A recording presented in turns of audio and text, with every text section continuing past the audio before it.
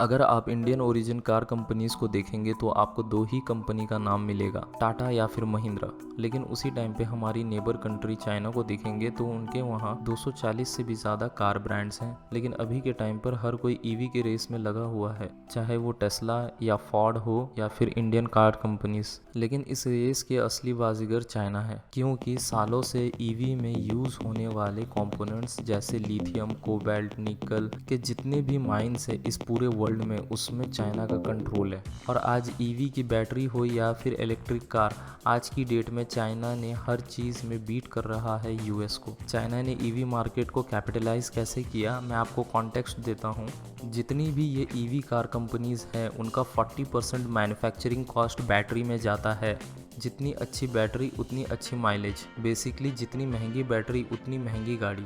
और इस इंडस्ट्री में एक कंपनी बहुत अच्छा कर रही है, कॉन्टेम्परी एम्प्रेक्स टेक्नोलॉजी या फिर CATL। लेकिन मज़े की बात है, यह कंपनी कोई 100 साल पुरानी नहीं है, ये सिर्फ एक डेकेड पहले शुरू हुई थी। जेंग यान, जिसे रॉबिन जेंग भी बोलते हैं, उन्होंने 2011 में निकडे, जो कि चाइना की फुजिन प्रोविंस में है, वहाँ पे इस कंपनी की शुरुआत की थी। लेट 80s में निकडे बस एक छोटा सा गांव हुआ करता था, जो आज एक मॉडर्न डे बैटरी हब बन चुका है। और CATL आज की डेट में one of the biggest battery supplier है इस पूरे वर्ल्ड में। चाहे वो अमेरिकन कंपनीज टेस्ला या फिर फॉर्ड, हर कोई इनका कस्टमर है। अगर मैं आपको बताऊं ये कंपनी कितनी बड़ी है, सिर्फ 2023 के ख़त्म होने से पहले इन्होंने वर्ल्ड के आधे से ज़्यादा कार की बैटरी प्रोड्यूस कर दी है, और ये नंबर 2030 तक सिर्फ ग्रो ही हो रहा है। CATL चाइना की इकोनॉमिक ग्रोथ ही नहीं, लेकिन पूरी वर्ल्ड की ईवी सप्लाई में सबसे बड़ा रोल प्ले करती है। जब 2011 में चाइनीज़ कार कंपनी काफ़ी पीछे थी, चाहे वो अमेरिकन या फिर जर्मन कार हो, ज़्यादातर बैटरी की इनोवेशन US कंपनीज ही करा करते थे। अभी बाजी पलट चुकी है, अभी सबसे बेस्ट बैटरी चाइना में मैन्युफैक्चर होती है। आज की डेट में US कार कंपनीज को देखेंगे तो उनकी कोई खास सेल नहीं हो रही है, उसी जगह पे Chinese car company low cost में अच्छा प्रोडक्ट प्रोवाइड कर रहे हैं। आज की डेट में चाइनीज़ कार कंपनीज 50% से ज़्यादा सेल करती है पूरे वर्ल्ड में, as compare to other car companies. यहाँ तक कि पूरे वर्ल्ड की कॉम्बाइन सेल भी मिला ले तो भी चाइनीज़ ईवी को बीट करना मुश्किल है। उसमें यूज़ होने वाली बैटरी पे चाइना का पूरा कंट्रोल है। 20 साल पहले चाइना की इकोनॉमी को पूरे वर्ल्ड में कोई पूछता भी नहीं था, लेकिन इतनी बड़ी ग्रोथ के लिए चाइना को भारी मात्रा में ऑयल की ज़रूरत हुई होगी। और इस बढ़ती हुई इकोनॉमी इंडस्ट्रियलाइजेशन की वजह से बहुत ज़्यादा पॉल्यूशन शुरू हो गई। आपको ये भूलना नहीं चाहिए कि इंडिया के बाद सबसे ज़्यादा पॉपुलेटेड कंट्री चाइना है। उसके बाद जब इनकी इकोनॉमी बेहतर होने लगी, चाइना ने अपने इन्वेस्टमेंट डाइवर्सिफाई करने लगे। उन्होंने भारी मात्रा में अफ्रीका में इन्वेस्ट किया है। Over a period of time China ने ट्रिलियंस ऑफ डॉलर्स इन्वेस्ट किया है।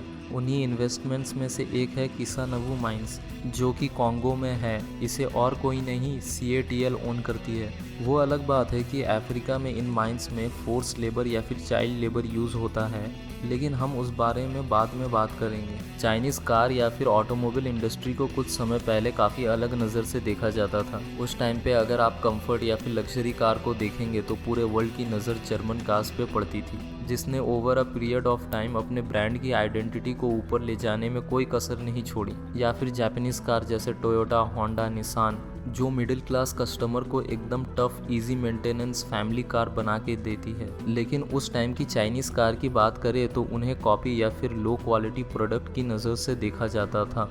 उस टाइम की कम्युनिस्ट पार्टी के मिनिस्टर्स ने सोचा कि वो कभी भी वर्ल्ड के बेस्ट ऑटोमोबाइल इंडस्ट्री नहीं बना पाएंगे। इस थॉट को बदलने के लिए चाइना की कम्युनिस्ट पार्टी ने इतना सपोर्ट किया लोकल ऑटोमोबाइल कंपनीज को कि बोलो ही मत। वो चाहे सब्सिडी प्रोवाइड करे या फिर लैंड के लीज या फिर सस्ते रेट पे स्टेट ओन्ड बैंक से लोन। 2009 से 2022 तक 28 बिलियन डॉलर से भी ज़्यादा चाइना ने इन फॉर्म ऑफ सब्सिडी या फिर टैक्स ब्रेक्स प्रोवाइड किया है ईवी कंपनीज़ को। ऑब्वियसली चाइनीज़ ईवी कंपनीज़ अपने प्रोडक्ट कस्टमर्स को तो बेचेंगे, लेकिन उनके one of the biggest customers खुद चाइनीज़ गवर्नमेंट है।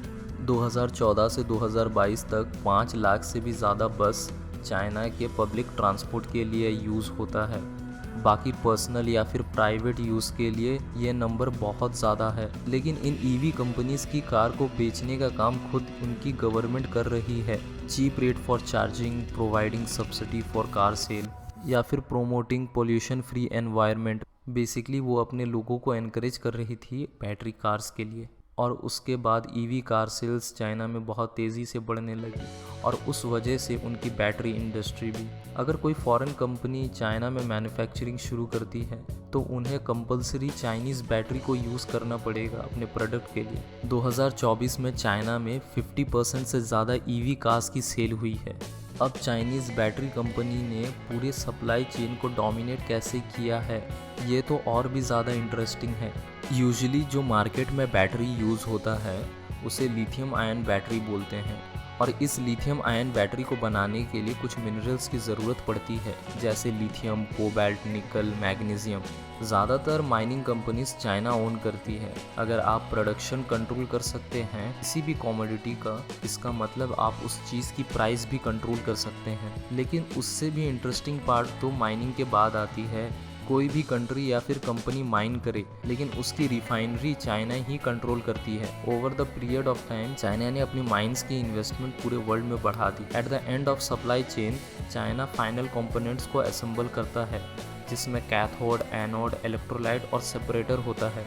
और ये सारे कंपोनेंट्स में लिथियम, कोबाल्ट, निकल और ग्रेफाइट जैसे मिनरल का यूज़ होता है जो चाइनीज़ रिफाइनरी ऑलरेडी एक्सट्रैक्ट कर चुकी होती है। उसके बाद फाइनली आपको एंड में एक बैटरी सेल मिलता है। अब चाइना इतनी एडवांस हो गई है बैटरी मैन्युफैक्चर में कि उन्होंने बैटरी के मेन दो कंपोनेंट को एलिमिनेट कर दिया है, निकल और कोबाल्ट। उनकी अब एक नई प्रोडक्ट आई है LFP, लिथियम आयन फॉस्फेट। अभी CATL ने अनाउंस किया है उनकी नई LFP बैटरी 1000 किलोमीटर ट्रैवल कर सकती है सिर्फ 10 मिनट के चार्ज में। अब EV कार मैन्युफैक्चरिंग कंपनीज अपनी बैटरी खुद डेवलप कर रही है, जैसे BYD अपने बैटरी को और थिन बनाने की कोशिश कर रही है। आज की डेट में LFP बैटरी पूरे EV मार्केट में बहुत बड़ा स्टेक ले चुकी है और मज़े की बात है ये सारी LFP बैटरी चाइना में ही मैन्युफैक्चर की जाती है। अब ये सब देख के US चुप थोड़ी ना बैठेगा।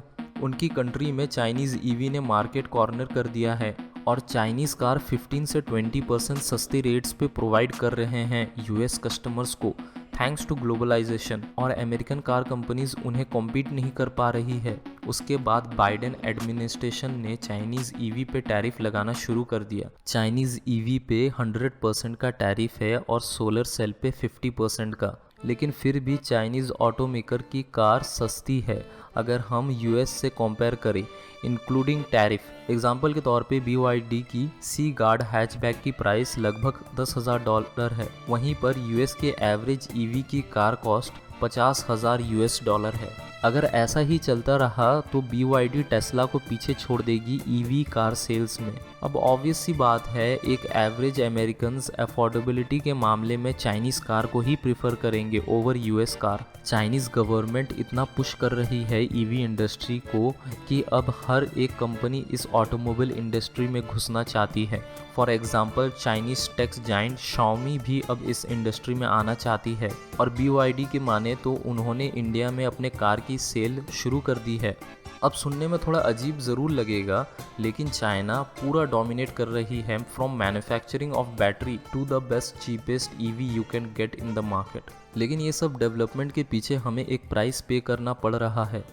This island was once covered in forest. Now it's being transformed into a global hub for nickel, a metal crucial for making electric vehicle batteries. ये चाहे वो इंडोनेशिया हो या फिर अफ्रीकन कंट्रीज, क्लीन एनर्जी को बनाने के लिए एटलीस्ट क्लीन तरीके तो यूज़ नहीं करे जा रहे हैं चाइनीज़ कंपनी के द्वारा। लेकिन अभी के लिए ये समझिए कि 40 साल पहले चाइना में कोई ऑटोमोबाइल इंडस्ट्री ना के बराबर थी, आज वो कैसे डोमिनेट कर रही है पूरे वर्ल्ड में। अच्छी गवर्नमेंट की इन्वेस्टमेंट और गाइडेंस की वजह से ये सब अचीव हो पाया है। अगर इंडिया को भी इस मुकाम पे पहुंचना है तो पूरे इंडियन गवर्नमेंट को बहुत मेहनत करनी पड़ेगी, क्योंकि इंडिया में ज़्यादा ऑटोमोबाइल कंपनी नहीं है। अगर हम इंडिया को चाइना से कंपेयर करें तो चाइना में 94 EV ब्रांड हैं और इंडिया में अगर हम नेशनल लेवल पे जाएं तो बस 2 ही कंपनीज अच्छा काम कर रही है।